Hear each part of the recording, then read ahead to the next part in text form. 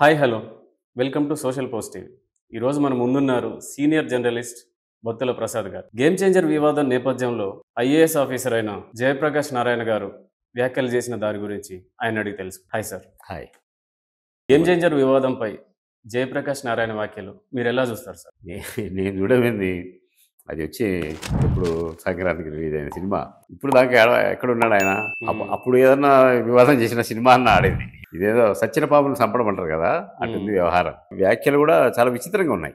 ఏమంటాడు ఆయన? ఆ దర్శకుడు ఎవరో తెలియదు, ఆ స్క్రిప్ట్ రైటర్ ఎవరో తెలియదు. ఏంటంటే ఆయన ఒక ఐఏఎస్గా ఆ సినిమాలో ఒక ఐఏఎస్ ఆఫీసర్ని విమర్శించడంపై లేకుంటే తూలనాడడంపై ఆయన స్పందించారు. అది ఏదో ఒక యూట్యూబ్కి ఇచ్చిన ఇంటర్వ్యూలో స్పందించారు. ఇది ఏదో అప్పుడే చేసింటే ఇలా కనీసం ఒక 10% ప్రేక్షకులు వచ్చేవాళ్ళు. అసలు ఏముంది ఈ వివాదాలను చూసేవాళ్ళు. అంటే ఒక సీనియర్ ఐఏఎస్ ఆఫీసర్గా చాలా అంటే తర్వాత ఆయన పార్టీ పెట్టాడు. సరే అవన్నీ వదిలేస్తే ఆయన బాధ్యతాయుతమైన వ్యాఖ్యలే చేశాడు. అయితే అది లేట్ అయింది. ఓకే. ముందు చేసింటే బాగుండేది సినిమా ప్లస్. అయితే ఒక చక్కని ఉపమానం చెప్పాడు ఆయన. ఈయన ట్రైనీ ఐఏఎస్గా ఉన్నప్పుడు ఒక political leader, senior political leader వచ్చి ఈయన అడిగాడట. ఈయనతో మాట్లాడుతూ, ఈయనతో సంభాషిస్తూ, సార్ సార్ మీరు అంటే, అయ్యా నేను చిన్నవాడిని కదా, నన్ను సార్ సార్ అన్నామంది అంటే చెప్పాడంట. సార్ సీనియర్ అయినా కూడా బాధ్యతాయుతమైన పదవుల్లో ఉంటారు. మేము ఉంటే రాజకీయ నాయకులు 5 ఏళ్ళు ఉంటాము, తర్వాత గెలవచ్చు, ఓడిపోవచ్చు.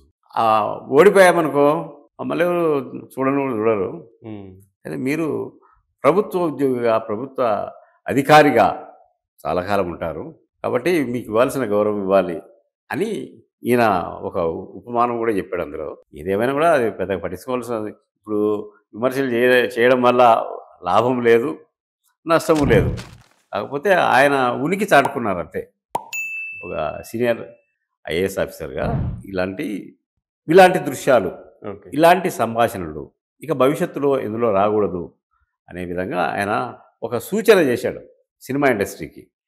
ఇంతకు మించి దీంట్లో వివాదం ఏం లేదు. అదే నేను మళ్ళీ చెప్తున్నా, అదేదో సరైన టైంలో సినిమా రిలీజ్ అవుతానే టక్కన వచ్చి నా ప్రెస్ మీట్ పెట్టి ఇట్లా ఉంది, ఇది తప్పు, ఖండిస్తున్నాం, ఈ సినిమాని బ్యాన్ చేయాలి అని అంటే లేచేది కొంచెం సినిమా పైకి లేచేది. ఆ వ్యాఖ్యలు వ్యర్థం చేయడం అనేది అది సంగతి. Thank you sir. మంచిది.